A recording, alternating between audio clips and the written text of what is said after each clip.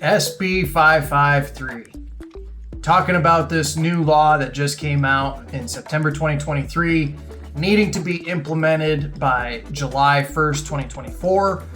Wanting to discuss in this video what all that looks like and some of the potential ambiguities you may have noticed as you're trying to go through this endeavor and getting this law implemented. I'm Jake Newton. I'm the Chief Operations Officer for Center for Personal Protection and Safety. If you are unfamiliar with us, for the past couple of decades, we have been working with organizations like yours to build comprehensive violence prevention and intervention programs that are consistent with prevailing standards and best practices to date. I'm going to talk a little bit more about those in a minute. We have another video where I talk a lot about what is currently in the law. You can check that out. In this video, I want to talk about some of the nuances that are applicable to your organization. So the first piece of this is how it applies to you depending on where you are located in the United States. Here's what I mean.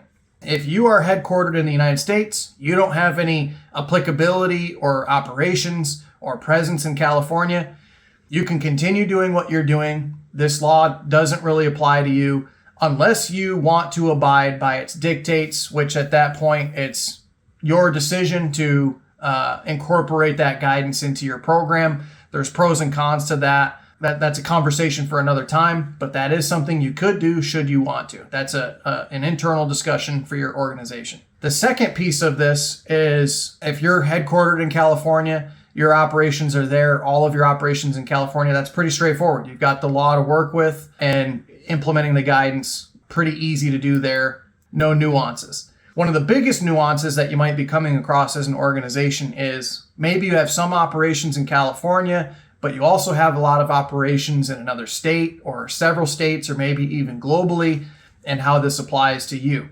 Ultimately, even in this regard, it's your decision to make as an organization, determining whether are you going to have just the California requirements apply exclusively to those individuals and those facilities located in California and having something else for the rest of the locations that you have, or are you going to create one standard across the organization? So you have to have that discussion and you have to decide. What I can say is from our perspective at CPPS, we look at it from kind of two different angles. One is through the angle of simplicity. The other is through the angle of abiding by the highest prevailing standard. And so from a simplicity sake, if it's simpler for your organization to have one standard across the entire organization, maybe that's the best option for you. From a standards perspective, well, we have the law and that's one standard. Will that become a nationally recognized standard? Time will tell. As of right now, it's a standard for California. It's a law for California. Historically, however, for a long time, there's been two other documents that have been strong precedent in this space and are needing mention because they're very helpful for you in this process in terms of how you implement the guidance for this law, given some of the ambiguities you may have seen within it, because there have been some and they've definitely been noticed around the country and in this industry. So here's what I mean. Federal OSHA back in 2017 published a new iteration of their instruction for things they're going to look for as field investigators if they're called on site to your organization or if there's a complaint that they need to come inspect. It describes all of the things that they're going to look for. Well, superimpose that or reverse engineer it, if you will, rather, have that built into your program. That document's been around a long time and has had a lot of precedent in this industry, even before the California law. The other document is the American National Standard for Workplace Violence and Active Assailant Prevention, Intervention, and Response, published by asis International.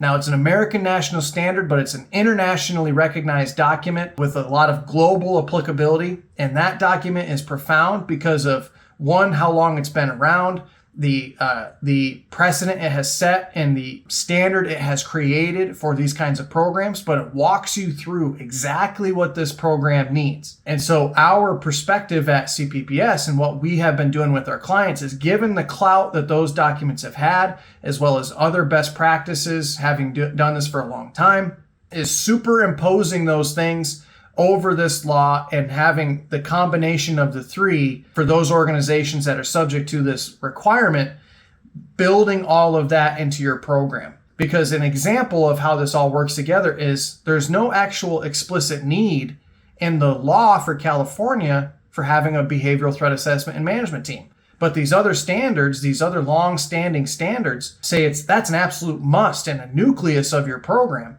And so we're looking at all of these different things. And from our perspective, one of the big things that we've noticed is that if you were compliant or if you were consistent with those other standards leading up to the passage of California, you're in a really good spot. You're going to need to make some tweaks, but you're really well on your way to doing a lot of good things according to the law. There's still some clarity that needs to come out from California OSHA. They have released a plan, a model plan, a template that provides some really good guidance so far. But if you have been going by this process, you're in a really good spot. If you haven't started, well, there's ways that you can even get up to speed based upon not having anything in place. Build a plan. We can build that with you, customize that for you, get that in line with your culture and your practices, and start maturing this program over time so that you get that consistency and that you have a formalized program that is going to be effective and comprehensive across your entire organization. So if you have any specific questions, feel free to reach out to us. Subscribe to our newsletter or watch our other videos in this regard. If you want to get more information, feel free to reach out to us. Go to cpps.com, and that's a great way to get connected with us. In the meantime, thanks for watching and take care.